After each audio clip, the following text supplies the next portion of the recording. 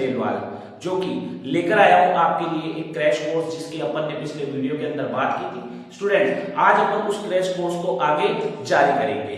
ठीक है, अब उस क्रैश कोर्स के अंदर स्टूडेंट्स अपन जो सबसे फर्स्ट चैप्टर पढ़ने वाले हैं ना, वो पढ़ने वाले हैं इंट्रोडक्शन ऑफ पार्टनरशिप।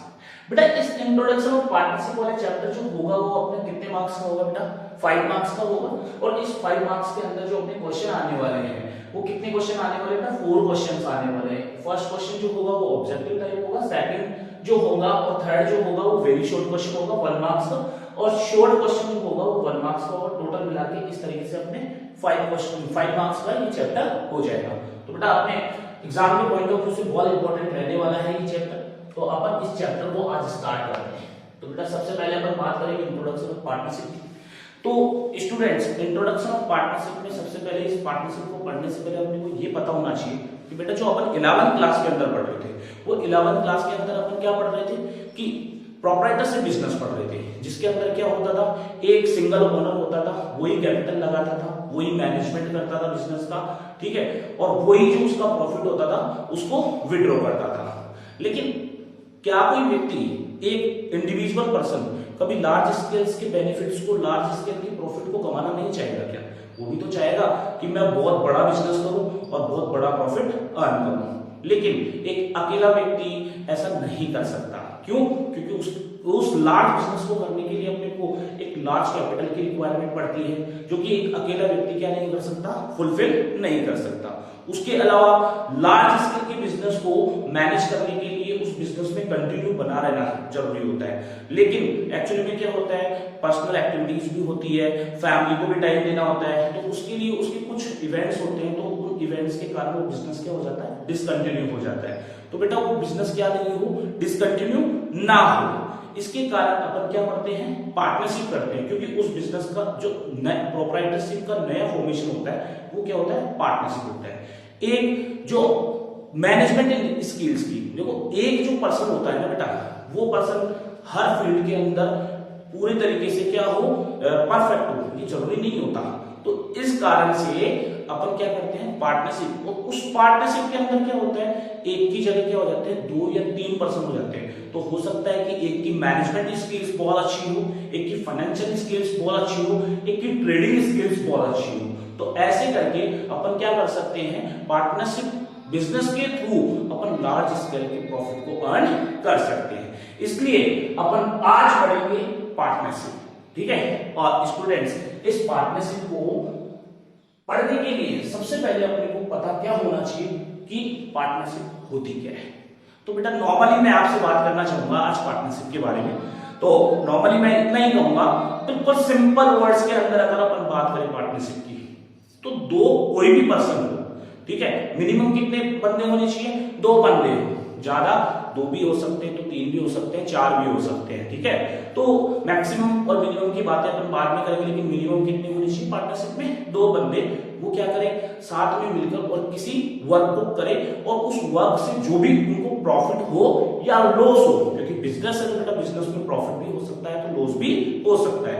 तो कोई भी 2 व्यक्ति हो कम से कम, और वो दोनों पर्सन मिलकर क्या करें, बिजनेस एक्टिविटी को करें, और बिजनेस एक्टिविटी से करने के बाद में उसमें जो भी प्रॉफिट हो उस प्रॉफिट को क्या कर लें, प्री डिसाइडेड रेशियो के अंदर डिस्ट्रीब्यूट कर लें। बेटा जी वही क्या होती है, पार्टनरशिप। बट अगर अपन अकॉर्डिंग टू द अपनी जो पार्टनरशिप एक्ट है, उस पार्टनरशिप एक्ट के थ्रू अगर अपन बात करते हैं, तो पार्टनरशिप एक्ट बेटा अपना जो होगा वो कौन सा होगा, 1932। बेटा कई बार अपने को एग्जाम में ये भी बोल देता है कि पार्टनरशिप एक्ट कौन सा है, तो स्टूडेंट्स अपने को पता होना चाहिए एग्जाम के पॉइंट ऑफ व्यू से कि पार्टनरशिप एक्ट अपना कौन सा होता है, 1932। बेटा इस 1932 के अकॉर्डिंग जो पार्टनरशिप की डेफिनेशन होती है, आज अपन उस डेफिनेशन के बारे में बात करने वाले हैं। तो जो अभी मैंने आपको मेरे ऑन वर्ड्स के अंदर बताया कि पार्टनरशिप क्या होती है, उसी वर्ड्स को मैंने यहां पर लिखा है, और वो होता है कि partnership is a mutual relation. बेटा पार्टनरशिप क्या होता है, एक म्यूचुअल रिलेशन होता है, यानी 2 या 2 से ज्यादा लोगों में क्या होता है, एक ऐसा रिलेशनशिप होता है जिसके अंदर a person who have agreed to share a profit, बोले इन अ बिजनेस, जो कि एक बिजनेस कर रहे होते हैं और उस बिजनेस में होने वाले प्रॉफिट को क्या करना चाहते हैं, वो बांटना चाहते हैं, which is carried on by all, जो कि क्या हो, बोले चाहे सबके द्वारा चलाया जाए, यानी जितने भी उसमें नंबर ऑफ पर्सन है, पार्टनर्स हैं, वो सारे के सारे पार्टनर्स उस काम को करें, या any one of them acting for all, चाहे हो सकता है कि उनमें से जैसे कि 4 पार्टनर तो उनमें से एक पार्टनर ही क्या करे, सबके लिए काम करे। तो बेटा जी यही क्या होती है आपकी पार्टनरशिप की डेफिनेशन होती है। अगर आपके सामने एग्जाम में क्वेश्चन आता है कि what is the definition of partnership according to the partnership act 1932, तो उसके अंदर आप इस डेफिनेशन को क्या कर सकते हो, डिस्क्राइब कर सकते हो। तो बेटा ये हुआ अपना पार्टनरशिप। और इसके बाद में जो अपन सबसे इंपॉर्टेंट टॉपिक पर जाने वाले हैं वो अपन बात करने वाले हैं फीचर्स की। बेटा किसकी बात करने वाले हैं, फीचर्स की बात करने वाले हैं। बेटा जो पार्टनरशिप के फीचर्स होते हैं सबसे पहले अपने को ये पता होना चाहिए, क्यों, क्योंकि ये इंपॉर्टेंट एग्जाम, कई बार कोई इंडिविजुअल फीचर को एग्जाम के अंदर पूछ लिया जाता है, तो कई बार सारे के सारे फीचर्स को अपने को एग्जाम के अंदर पूछ लिया जाता है। तो स्टूडेंट्स अगर अपन बात करें सबसे पहले नंबर 1 जो फीचर है वो है 2 और मोर पर्सन। क्या है बेटा, 2 और मोर पर्सन। इसके अंदर क्या है बेटा, अपने को ये पता होना चाहिए इसके थ्रू कि पार्टनरशिप एक्ट 1932 जो अपन पढ़ने जा रहे हैं उसमें जो फीचर होता है वो पार्टनरशिप के अंदर क्या होता है, 2 और मोर पर्सन्स। बेटा 2 और मोर पर्सन्स का मतलब ये होगा कि एक पार्टनरशिप के अंदर minimum number of members, partners कितने होंगे बेटा, मिनिमम की बात करें तो बेटा कितना हो जाएगा, मिनिमम अपना हो जाएगा 2। बेटा कितना हो जाएगा, 2। उसके बाद में अगर अपन बातचीत करें बेटा इसकी मैक्सिमम की, तो बेटा मैक्सिमम अपने कितने हो जाएंगे, 50 according to the partnership act. और ये 50 की जो लिमिटेशंस है बेटा सेंट्रल गवर्नमेंट ने प्रेस्क्राइब की है, ठीक है। तो according to the central government अपना जो मैक्सिमम नंबर ऑफ पार्टनर्स होना है वो कितना होना है, 50 होना है। तो पहला पॉइंट अपना क्लियर है कि 2 और मोर पर्सन एक पार्टनरशिप के लिए होने चाहिए, ठीक है, जिसमें मिनिमम 2 होंगे और मैक्सिमम कितने होंगे बेटा, 50। नंबर 2 अपन जो बातचीत करने वाले हैं वो किसकी करने वाले हैं बेटा, नेक्स्ट जो अपना फीचर है वो है एग्रीमेंट। बेटा कौन सा है, एग्रीमेंट। स्टूडेंट बिल्कुल आराम से आप सुने एग्रीमेंट के बारे में। और एग्रीमेंट होता है बेटा जो अपन जो 2 पार्टनर वर्क कर रहे होते हैं, ठीक है, तो उस वर्क को करने के लिए कौन कौन सी टर्म्स एंड कंडीशंस उनको फॉलो करते हुए उस वर्क को करना है, उस टर्म्स एंड कंडीशंस को अपन क्या कर देते हैं, एक डॉक्यूमेंट के ऊपर लिख देते हैं। That document is called to be a agreement, ठीक है। और एक डॉक्यूमेंट जो होता है वो एग्रीमेंट होता है। और एग्रीमेंट कितने टाइप्स का हो सकता है बेटा, अपने 2 टाइप्स का हो सकता है। एक तो रिटन एग्रीमेंट हो सकता है, एक अपना बेटा कौन सा हो सकता है, ओरल एग्रीमेंट होता है बेटा। लेकिन अपने को ध्यान रखना है कि एग्जाम के अंदर अपने को ध्यान रखना है कि जो बेस्ड ऑफ और नॉलेज होता है बेटा कौन सा वाला एग्रीमेंट होता है, रिटन एग्रीमेंट। स्टूडेंट इंपॉर्टेंट है रिटन एग्रीमेंट क्यों होता है, क्योंकि ओरल जो एग्रीमेंट होता है, ओरल एग्रीमेंट के कारण कई बार अपनी सिचुएशंस बिजनेस में या पार्टनरशिप में इस तरीके की क्रिएट हो जाती है जिसके कारण क्या हो सकते हैं, डिस्प्यूट क्रिएट हो सकते हैं। बेटा अपन बात करें नेक्स्ट फीचर की तो वो होता है अपना बिजनेस। बेटा कौन सा होता है अपना नेक्स्ट फीचर, बिजनेस। बेटा एक पार्टनरशिप कंप्लीट ही तब होगी, एक पार्टनरशिप कंप्लीट ही तब होगी जब पार्टनर्स जो बिजनेस में एक्टिविटी करने जा रहे हैं उस एक्टिविटी के अंदर बिजनेस का इन्वॉल्वमेंट होना जरूरी है। मान लो 2 पर्सन है लेकिन बेटा वो दोनों पर्सन मिलकर क्या कर रहे हैं, एक उन्होंने जॉइंटली क्या कर लिया, एक प्लॉट परचेज कर लिया कि अपन फ्यूचर में क्या करने वाले हैं, इन प्लॉट्स पे अपन क्या कर लेंगे, बोले मकान बना लेंगे और मकान बना के और इनमें रहेंगे। तो बेटा जॉइंटली जो परचेज किया है ना उन्होंने एक प्रॉफिट मेकिंग पर्पज के लिए नहीं किया। अब प्रॉफिट मेकिंग पर्पज के लिए बेटा उन्होंने नहीं किया तो इसका मतलब उसके बीच में क्या नहीं हुआ, बिजनेस नहीं हुआ। क्योंकि जहां पर प्रॉफिट मेकिंग नहीं होता है वहां पर बिजनेस नहीं होता है, वो क्या हो गया, एक तरीके से कॉर्नरशिप हो गया। लेकिन जहां पर वो क्या करे, एक प्लॉट परचेज करे, आपस में मिलकर एक प्लॉट परचेज करे, फिर उस प्लॉट को किसी थर्ड पार्टी को सेल कर दे और उससे जो प्रॉफिट हो उसको फिर क्या कर ले, आपस में डिस्ट्रीब्यूट कर ले, फिर एक प्रॉपर्टी परचेज करे, फिर उसको सेल और परचेज करे। इस तरीके से वो रेगुलरली क्या करे, बोले प्लॉट्स को परचेज और सेल करते जाए और उनसे जो प्रॉफिट मेकिंग हो और उसको क्या करे, आपस में एक प्री डिसाइडेड रेशियो के अंदर डिस्ट्रीब्यूट करे। तो बेटा यहाँ पर क्या हो गया, प्रॉफिट मेकिंग हो रही है। और जहां पर 2 पर्सन कोई भी एक्ट कर रहे हैं या कोई भी एक्टिविटी कर रहे हैं, उस एक्टिविटी से प्रॉफिट होता है, तो प्रॉफिट जहां पर होगा, उस प्रॉफिट का डिस्ट्रीब्यूशन जहां पर होगा, वहां पर बिजनेस ऑटोमेटिकली क्या हो जाएगा, इन्वॉल्व हो जाएगा। और जहां पर बेटा बिजनेस इन्वॉल्व हो जाता है, वहां पर पार्टनरशिप ऑटोमेटिकली क्या करती है, एग्जिस्ट करती है। बेटा अपन नेक्स्ट की बात करें, नेक्स्ट फीचर कौन सा है अपना, तो वो है बेटा म्यूचुअल एजेंसी। किसकी बात करें अपन, म्यूचुअल एजेंसी। स्टूडेंट्स अगर अपन बात करते हैं म्यूचुअल एजेंसी की, तो म्यूचुअल एजेंसी बहुत सिंपल है। एक्चुअली में क्या है कि स्टूडेंट्स एक पार्टनरशिप फॉर्म के अंदर हर एक पार्टनर क्या होता है, ओनर भी होता है, तो एक एजेंट की तरह भी वर्क करता है। क्यों? क्योंकि हर एक पार्टनर जो वर्क करेगा उसके लिए बाकी के रिमेनिंग पार्टनर्स क्या होंगे, रिस्पॉन्सिबल होंगे। अब जब बाकी के रिमेनिंग पार्टनर्स वर्क करेंगे तो उसके लिए वो इंडिविजुअल पार्टनर भी बेटा क्या होगा, रिस्पॉन्सिबल होगा। और यही क्या होता है, म्यूचुअल रिलेशनशिप होता है। और इसी में क्या होता है कि एक पार्टनर एक फॉर्म में एक एजेंट भी हो सकता है, तो एक ओनर की तरह भी वर्क करता है। तो इसी को अपन बेटा किस नाम से जानते हैं, म्यूचुअल एजेंसी के नाम से। तो बेटा यहां पर अपन बात करेंगे नेक्स्ट फीचर की, जिसमें आता है शेयर ऑफ प्रॉफिट। बेटा किसकी बात करेंगे अपन, शेयर ऑफ प्रॉफिट की। स्टूडेंट्स अगर अपन बात करें शेयर ऑफ प्रॉफिट की, तो बहुत इंपॉर्टेंट है और बिल्कुल सिंपल सा टॉपिक है। शेयर ऑफ प्रॉफिट होता क्या है, बहुत सिंपल सा फीचर होता है। इसके अंदर क्या होता है, जो पार्टनर होते हैं, वो पार्टनर जो बिजनेस में एक्टिविटी कर रहे होते हैं, उस एक्टिविटी से क्या होगा बेटा, या तो पार्टनरशिप बिजनेस से या तो क्या होने वाला है, प्रॉफिट होने वाला है, और या क्या होने वाला है, लॉस होने वाला है। तो स्टूडेंट्स ये बिल्कुल परफेक्ट ध्यान रखें, जिस रेशियो के अंदर अपन प्रॉफिट को डिस्ट्रीब्यूट करने वाले हैं, अगर लॉस होता है तो लॉस को भी उसी रेशियो के अंदर डिस्ट्रीब्यूट किया जाएगा। ऐसा कौन बोलता है बेटा, पार्टनर्स एक्ट 1932 स्पेशली इस बात पे प्रेशर देता है कि प्रॉफिट हो तो प्रॉफिट को जिस रेशियो के अंदर डिस्ट्रीब्यूट किया जाएगा, उसी रेशियो के अंदर अपन किसको डिस्ट्रीब्यूट करने वाले बेटा, लॉस को डिस्ट्रीब्यूट करने वाले हैं। नेक्स्ट बेटा फीचर होगा वो होगा लायबिलिटी ऑफ पार्टनर्स। बेटा ध्यान रखिए, फर्म है तो फर्म में क्या होंगे, पार्टनर्स होंगे, और पार्टनर्स क्या करेंगे बेटा, जो भी फर्म की एक्टिविटीज होगी उन एक्टिविटीज को करेगा कौन, पार्टनर। तो स्टूडेंट्स कोई भी पार्टनर क्या कर सकता है, कोई भी एक्टिविटी को कर सकता है, उसके लिए वो फ्री होता है। तो पार्टनर ने कोई एक्टिविटी की और उस एक्टिविटी के कारण अगर कोई लायबिलिटी क्रिएट होती है, तो बेटा उस लायबिलिटी के लिए सारे के सारे पार्टनर क्या होंगे, रिस्पॉन्सिबल होंगे। ठीक है, और अगर मान लो कुछ पार्टनर कोई एक्टिविटी करते हैं पार्टनरशिप की और उससे कोई लायबिलिटी क्रिएट हो जाती है, तो वो लायबिलिटी किसी पर्टिकुलर पार्टनर की ना होकर फर्म की लायबिलिटी मानी जाएगी, और उसके लिए सारे के सारे क्या होंगे, पार्टनर्स रिस्पॉन्सिबल होंगे। तो ध्यान रखिए बेटा, फर्म में कोई भी लायबिलिटी क्रिएट हो, उस लायबिलिटी के लिए ऑल पार्टनर्स क्या होते हैं, रिस्पॉन्सिबल होते हैं। तो यही टॉपिक जो अपना लायबिलिटी ऑफ पार्टनर्स है, इस फीचर के अंदर अपने को यही बताया गया है कि पार्टनरशिप फॉर्म में अगर कोई लायबिलिटी क्रिएट होती है तो उस लायबिलिटी का पे ऑफ सभी पार्टनर्स के द्वारा फर्म की तरफ से किया जाएगा।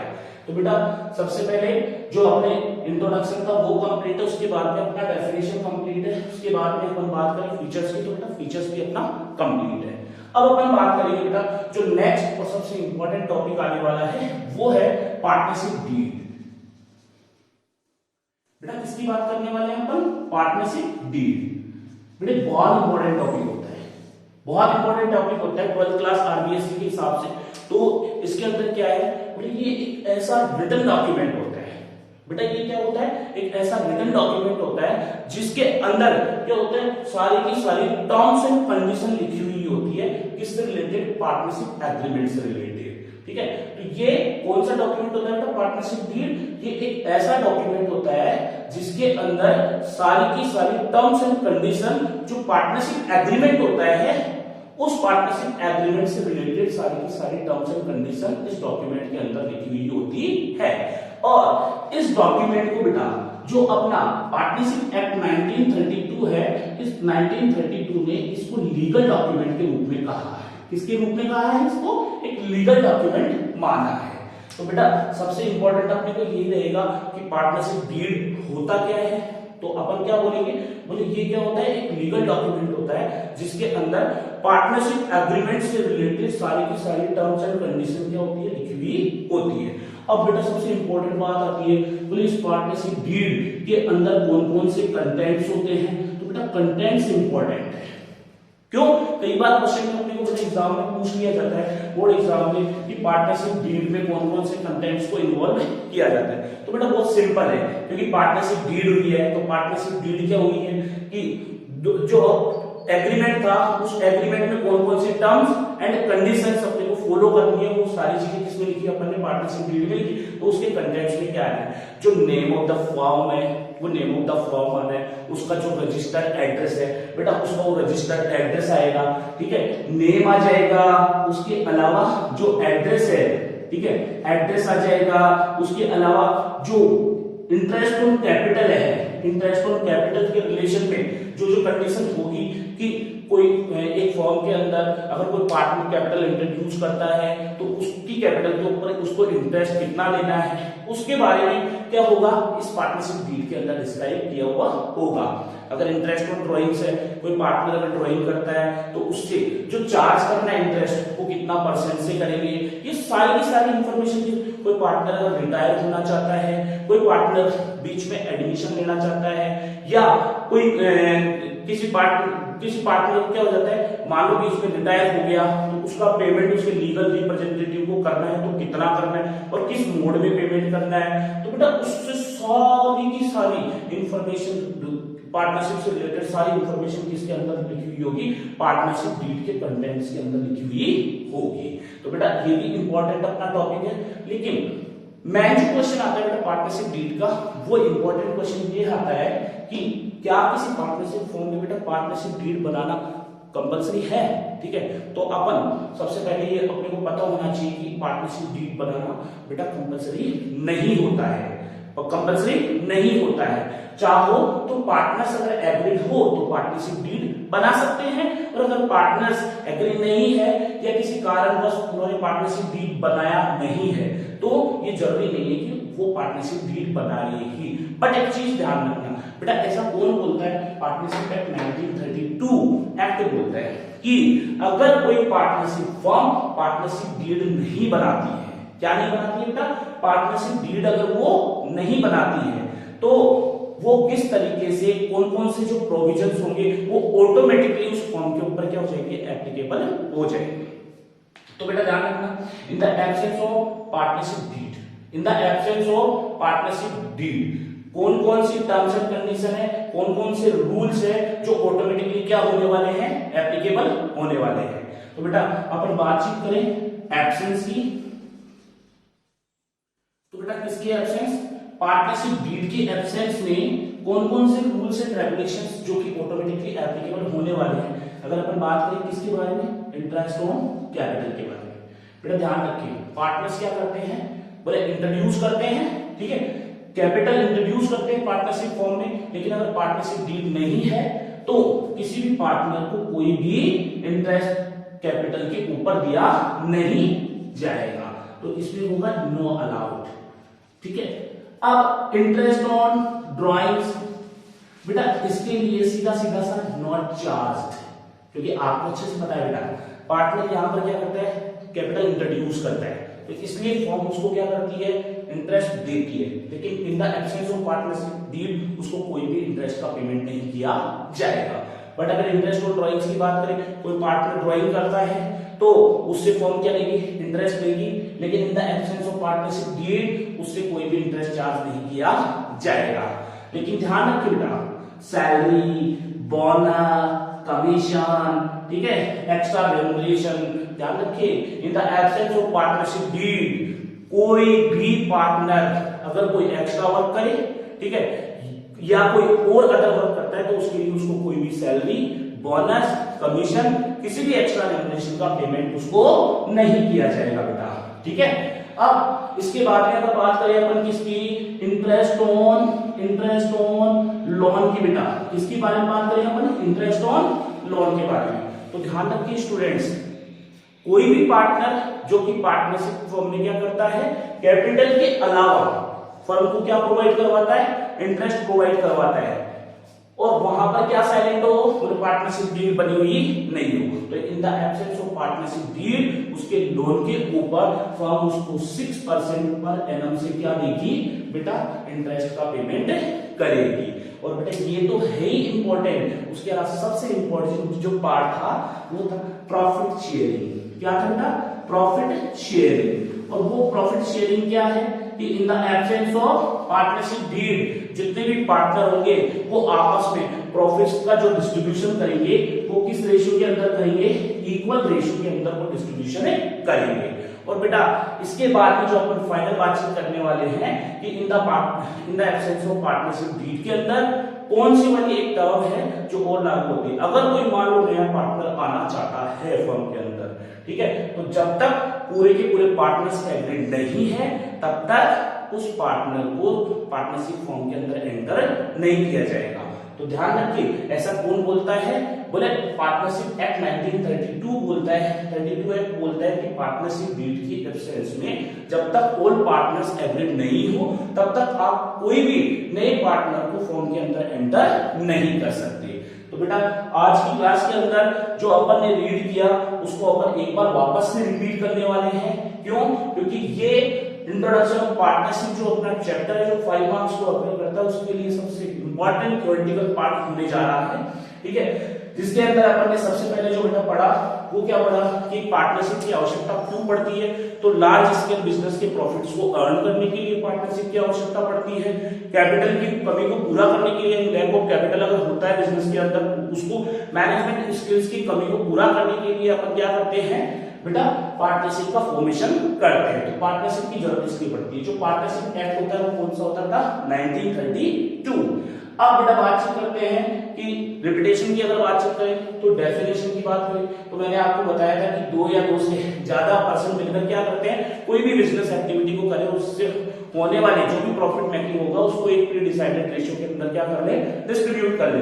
वही क्या कहलाती है पार्टनरशिप, जिसमें अपन ने बोला कि पार्टनरशिप क्या होती है, म्यूचुअल रिलेशनशिप होती है 2 या 2 से ज्यादा लोगों के बीच में, जो कि क्या करना चाह रहे हैं, वो agreed to share profit in a business, जो कि एक बिजनेस में जो भी प्रॉफिट होता है उसको शेयर करना चाह रहे हैं।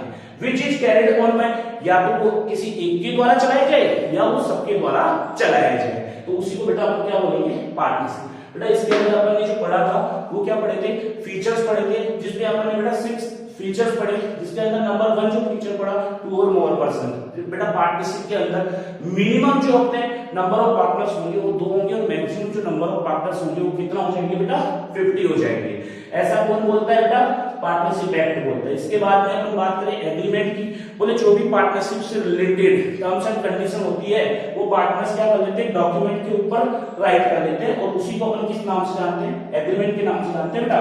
और जो एग्रीमेंट है वो कितने टाइप के होते हैं बेटा, रिटन और ओरल। जो बेस्ट होता है वो कौन सा माना जाता है, अपना रिटन एग्रीमेंट को अपन बेस्ट मानते हैं। क्यों, ओरल एग्रीमेंट के अंदर डिस्प्यूट क्रिएट हो सकते हैं, ठीक है। इसके बाद में अपन बेटा बात करें इसकी बिजनेस की। मैंने आपको बताया कि एक पार्टनरशिप के अंदर पार्टनर्स के बीच में क्या होना चाहिए, जो भी उनके थ्रू जो एक्टिंग की जा रही है पार्टनरशिप में उस एक्ट से क्या होना चाहिए, प्रॉफिट अर्न होना चाहिए, क्योंकि जहां पर प्रॉफिट होगा वहीं पर बिजनेस एडजस्ट होगा और जहां पर बिजनेस होगा वहीं पे पार्टनरशिप ऑटोमेटिकली एडजस्ट हो जाएगी। म्यूचुअल एजेंसी, एक पार्टनर दूसरे पार्टनर का क्या करेगा, इसमें हेल्प करते हुए, हेल्पिंग नेचर लेते हुए और वर्क करता है। हर एक पार्टनर क्या होता है, एजेंट होता है और एजेंट के साथ साथ वो क्या होता है, फर्म का ओनर की तरह भी वो बिजनेस में होता है। शेयर ऑफ प्रॉफिट, तो बेटा शेयर ऑफ प्रॉफिट की बात करें तो मैंने आपको बताया कि बिजनेस में जो भी प्रॉफिट हो रहा है, ठीक है, तो वो प्रॉफिट क्या हो सकता है, उस प्रॉफिट को जिस रेशियो के अंदर डिस्ट्रीब्यूट किया जा रहा है, तो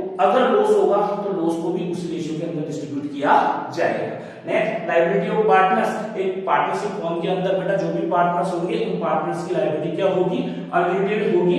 क्यों, क्योंकि अगर कोई लायबिलिटी क्रिएट होती है तो उस लायबिलिटी के लिए सभी पार्टनर्स इक्वली क्या होंगे, रिस्पॉन्सिबल होंगे, ठीक है।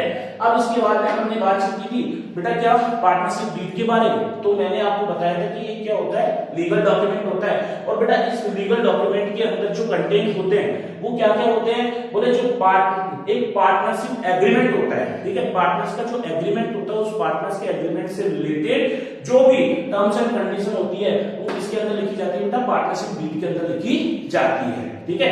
तो अपन ये बोल सकते हैं कि वो डॉक्यूमेंट होता है जिसके अंदर पार्टनरशिप एग्रीमेंट से रिलेटेड सारे के सारे टर्म्स एंड कंडीशंस को अपन लिखते हैं। बेटा इसके बारे में मैंने बात की कि पार्टनरशिप डीड के अंदर कौन कौन से कंटेंट होते हैं। तो कंटेंट के बारे में मैंने आपको बताया कि बेटा नेम ऑफ फॉर्म होता है, एड्रेस रजिस्टर्ड एड्रेस होता है, interest on capital, interest on drawings. उसके अलावा कोई नया पार्टनर फॉर्म में आना चाह रहा है, कोई पार्टनर फॉर्म की फॉर्म में डेथ हो गई या कोई पार्टनर फॉर्म से रिटायर होना चाह रहा है, ठीक है, या कोई पार्टनर बीच में जा रहा है तो उसको पेमेंट का मोड क्या होगा। ये सारी की सारी टर्म्स एंड कंडीशन जो कि पार्टनरशिप एक्टिविटी से रिलेटेड होती है वो किसमें लिखी होती है, पार्टनरशिप डीड के अंदर लिखी हुई होती है। उन कंटेंट्स में अपन लिखते हैं उसको। लेकिन मैंने आपको बताया इंपॉर्टेंट क्वेश्चन भी था कि क्या एक साझेदारी फॉर्म, क्या एक पार्टनरशिप फॉर्म के अंदर जो अपन पार्टनरशिप डीड बनाते हैं वो बनाना कंपलसरी है, ठीक है। तो मैंने आपको बोला कि कंपलसरी तो नहीं है, लेकिन अगर मान लो पार्टनरशिप डीड नहीं बनाते हैं तो पार्टनरशिप एक्ट ऑटोमेटिकली क्या हो जाएगा, उसके ऊपर एप्लीकेबल हो जाएगा। और पार्टनरशिप एक्ट क्या बोलता है कि अगर कोई पार्टनरशिप डीड आप नहीं बनाते हो किसी पार्टनरशिप फॉर्म में, तो अगर कोई पार्टनर क्या करता है, कैपिटल इंट्रोड्यूस करता है, तो उसकी कैपिटल के ऊपर अपने को इंटरेस्ट अलाउ नहीं करना। अगर वो ड्राइंग करता है तो उसकी ड्राइंग के ऊपर अपने को इंटरेस्ट चार्ज नहीं करना। बेटा अगर वो कोई एक्स्ट्रा वर्क करता है, ठीक है, एक्स्ट्रा वर्क करता है तो उसको ना तो कोई सैलरी देंगे, ना कोई बोनस देंगे, ना कोई कमीशन देंगे, ना कोई एक्स्ट्रा रेम्युनरेशन को उसको पेमेंट किया जाएगा। लेकिन अगर कोई पार्टनर कैपिटल के अलावा क्या करता है बेटा, लोन अगर फर्म को प्रोवाइड करवाता है तो उस लोन के ऊपर 6% पर एनम से क्या दिया जाएगा बेटा, इंटरेस्ट का पेमेंट किया जाएगा। और profit sharing ratio in the absence of partnership deed, सभी पार्टनर्स का क्या होगा, इक्वली डिस्ट्रीब्यूट किया जाएगा। तो बेटा जी आज की वीडियो में यही तक अपन बातचीत करने वाले हैं। आगे का जो मटेरियल होगा, इसका जो प्रैक्टिकल पार्ट होगा, अपन मैं नेक्स्ट वीडियो में जल्द ही आपके सामने लेकर आने वाला हूं। तब तक जो ये वीडियो मैंने आपके लिए बनाया है, ये वीडियो अगर आपको सबको पसंद आया हो तो ज्यादा से ज्यादा लोग इसको सब्सक्राइब करें और इसको लाइक करें और ज्यादा से ज्यादा मल्टीपल लोगों को क्या करें, शेयर करें। Thank you so much.